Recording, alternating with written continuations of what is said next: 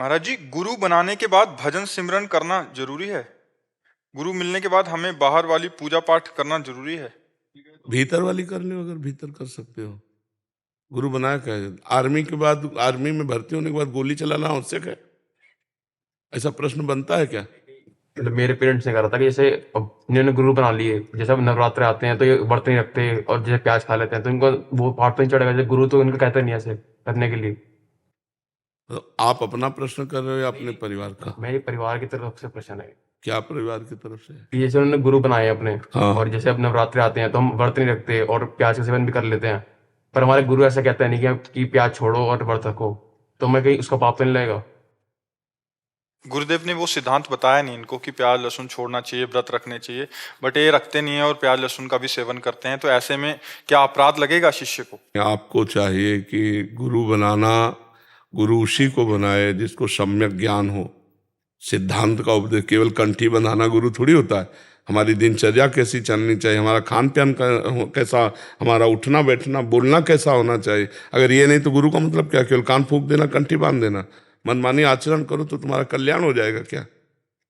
नाम जब तुम करते हैं कि जैसे तीर्थ स्थान पे जाना, ये जरूरी है या नहीं है? बिल्कुल जरूरी है, क्योंकि हमको, जैसे हम तीर्थ स्थान जाते हैं तो हमको मंगल में पवित्र परमाणु मिलते हैं, उन्हीं के बल से तो हम भजन करते हैं। हम पवित्र भोजन करते हैं तो हमारे विचार पवित्र रहते हैं।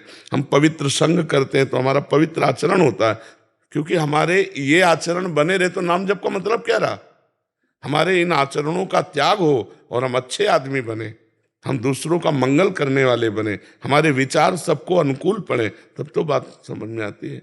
तो हमें लगता है गुरु तभी बनावे जब हम अपने आचरणों को बदलने की भावना रखें।